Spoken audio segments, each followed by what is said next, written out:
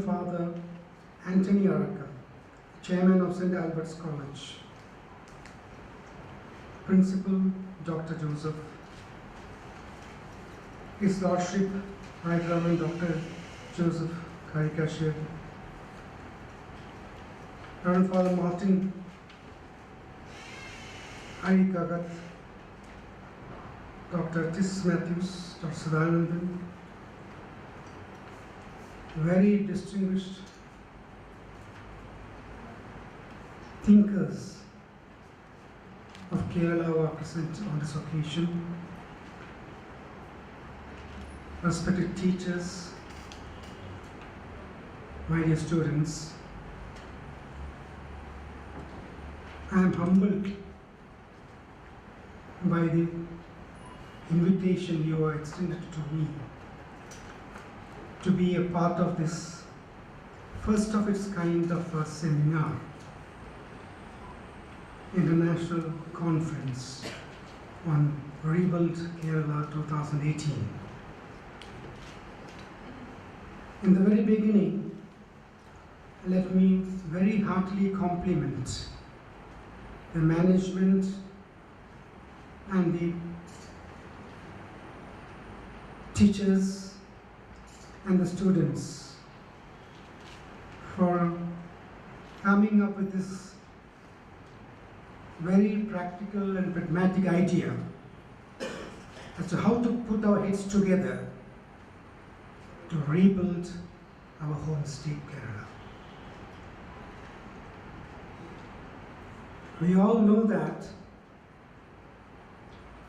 this particular conference will bring about salient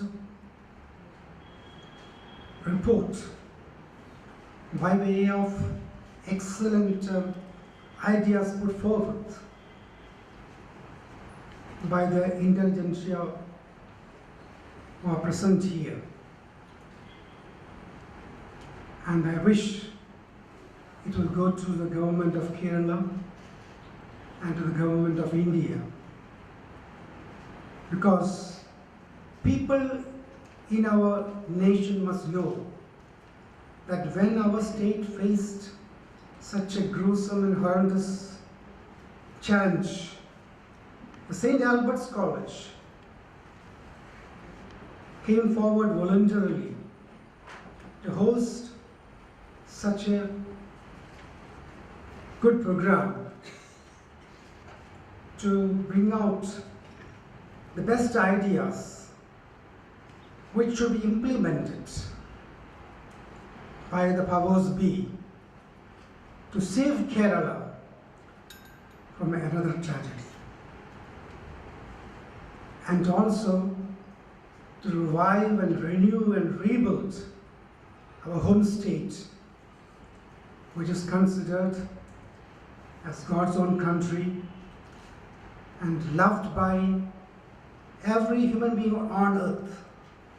As the Member of Parliament, when I would travel across our own country and sometimes out of the country, everybody speaks about Kerala. When I say I'm from Kerala, they ask about the beautiful state of Kerala. So everybody is convinced that this small state in the southern tip of India is a wholesome state which has produced so many social reformers, which has contributed well in the field of education, especially by the missionaries who came here. And this college, established in the year 1946, is a golden example of how the missionaries came to India and helped the citizenry to undergo the best of education at all levels of education. Former Pro-Vice Chancellor of Calicut University, Dr. M.K. Prasad is here. We all like him because of his stand, because of his rich ideas on sustainable development. I think you all know, as intelligent students and excellent teachers, that we have to follow the Millennium Development Sustainable Goals, which is a resolution passed by the United Nations, of which India is a signatory. And the Monitoring Committee of the United Nations has been monitoring the progress achieved by the member countries for sustainable development.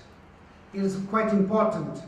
I will not tell you at this point of time what is meant by sustainable development.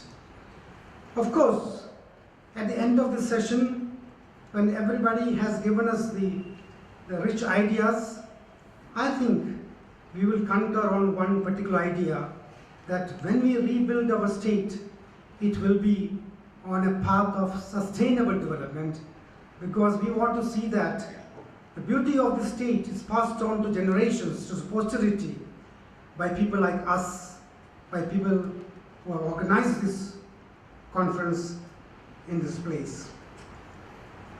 I am honored by this college and you, especially.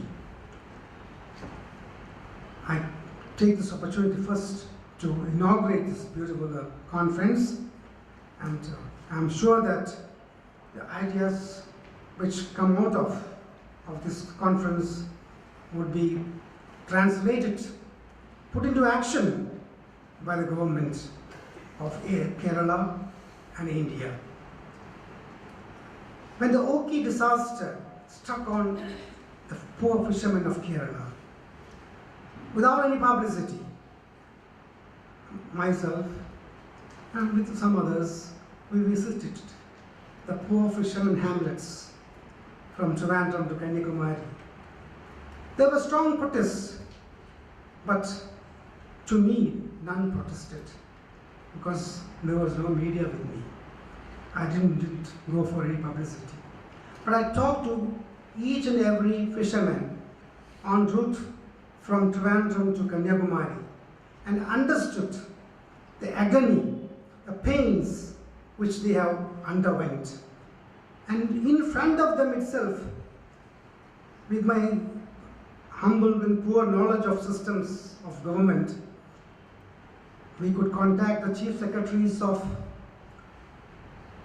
not only Kerala, but Karnataka, Maharashtra, and Gujarat, and the central ministry, to see that those fishermen, even Laccadives, who have drifted for fear of the Oki into other places of India to escape the wrath of the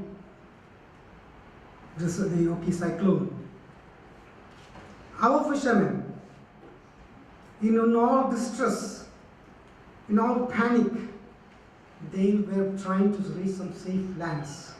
So all the chief secretaries of all these states were informed in front of the poor fishermen to see that the Kerala fishermen and Tamil Nadu fishermen are going towards your place to escape the Oki cyclone. Please send them some kind of, please extend to them some protective measures, because they do not have a license to land in those states. They do not have food with them. They are sick, and many of the states have helped them in those parts of the country also. Simultaneously, as a member of parliament, I contacted the Defence Force, then and there, brought the Coast Guard to Trivandrum. The senior officer of the Coast Guard was brought from Bombay from Cochin to Trivandrum, and had a discussion with them. I told, your solemn duty is to bring back the fishermen, dead or alive, and you have to fulfill this obligation. And whatever you do will be reported to the government of India. Definitely the Navy, the Defence Force, and the Coast Guard, they all did their best. But unfortunately, we lost many fishermen, whom we know, who are the saviors of this country, when they came forward voluntarily, when we face the worst of century, a flood in the century of the century, from coming last 16th to 20th in Kerala. They came forward without anybody's asking. That is the innocence that proves innocence and the love the poor fishermen have for their own brothers and sisters in dire distress. I compliment them. Likewise, the defense forces. I used to contact the defense minister from Delhi on a daily basis to help our people in whatever possible way. I used to write to the Chief Secretary of Kerala, but I did not get any reply. But still I used to write to him. I also wrote to the Civil Aviation Ministry and the Defense Ministry to see that the old Kochi airport was put to some use for at least ATR kind of flights to land. Similarly, we contacted the Agriculture Ministry, Honorable Prime Minister, and other ministers who were supposed to help us.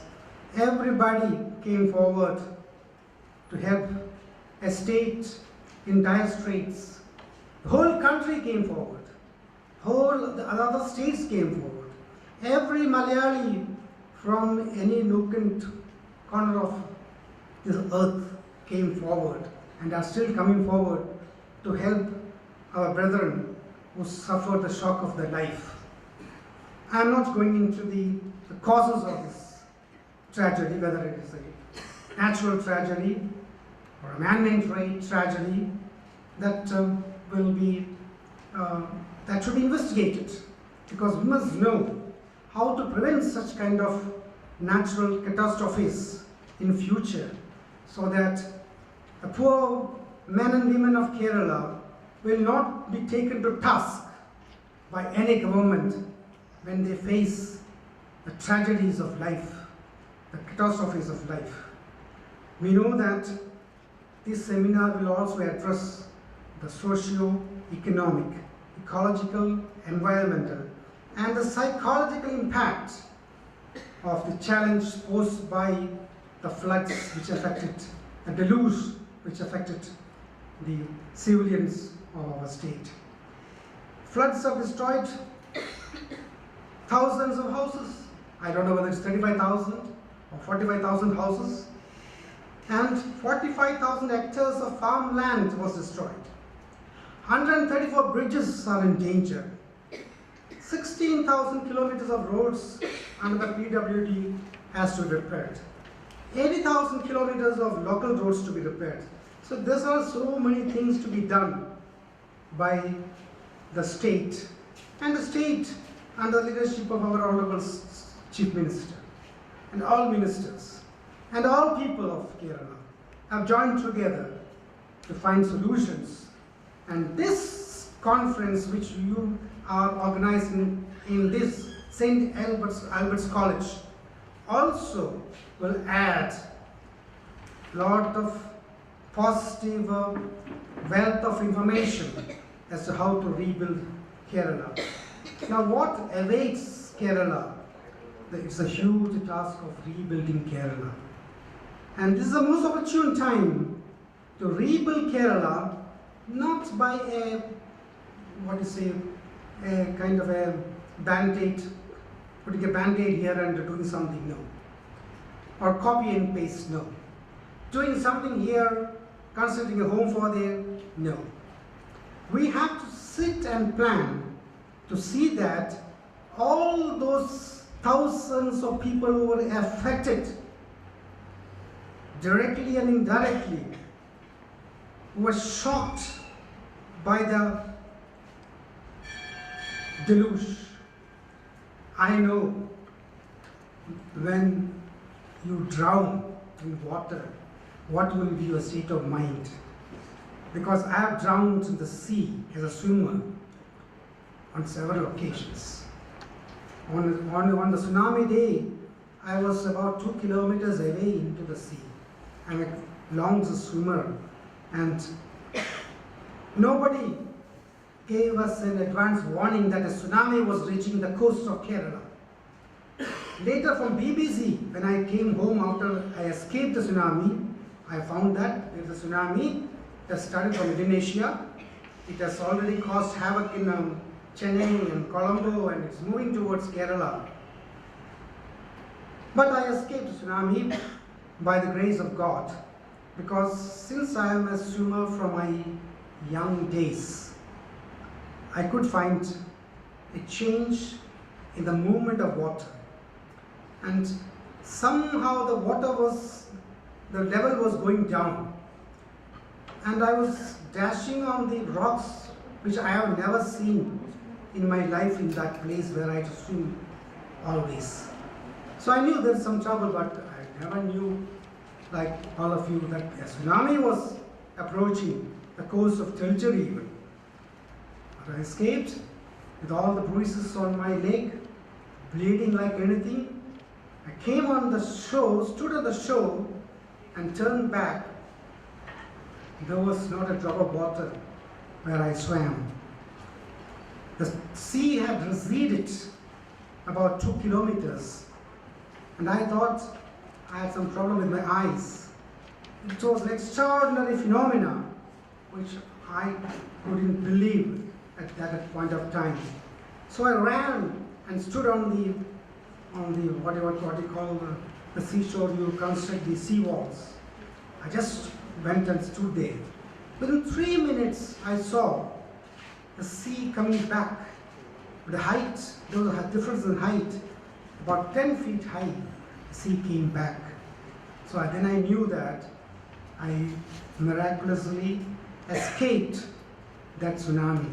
So I visited the different parts of the state, Professor, to different parts of Kerala, South India, where tsunami was affected places. And I came to understand that not a single animal died in the coastline of South India. Even in the, islands, Andaman and Nicobar. All animals left, but men and women died. The tribals in the Andamans, they all escaped, but men and women like us died. So they understand that there is a natural catastrophe which is approaching them, and it is time to escape. But we think that we are intelligent than them, and many of us died. Now, Oki problem was taken up by me in the parliament. The first speaker to take up the Oki issue in the parliament was myself. Then others followed. Because I've seen the people who suffered the disaster, the catastrophic consequence of the Oki.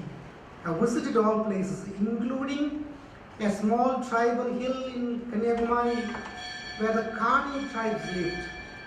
I visited them also. So I could give first-hand information in the parliament about Oki. I don't know whether I should speak on this disaster. Maybe in the winter session of Parliament, if it comes before the Parliament, because every day I used to get demands from the people of Kerala, from different districts. Please save me, MP. Please save me. They were crying. They were telling we are on the second floor of the house and we are going to die. You please help us to save us. So what I can do, humble being, I contact the different sources, the chief secretary, the district collectors, to see that several people are stuck in the place, the village name which they are given, do some operations there. So many have been saved, but we don't know how many more. Maybe some people tell 370 precious lives was lost. Some say it is more than that. I think it is more than that, because some people would have never left a kind of any impression of that they are being swept away by the flood. The road to recovery will be long and arduous. It is not an easy thing to find a solution to this problem. It's a huge problem because the state was stunned by this disaster, but the resilience of the people of Kerala, I salute the people of Kerala for the resilience to come out of it, the bravery, the courage of the people, that is defense forces and the fishermen and the ordinary man on the street, all came forward to help the people. So the resilience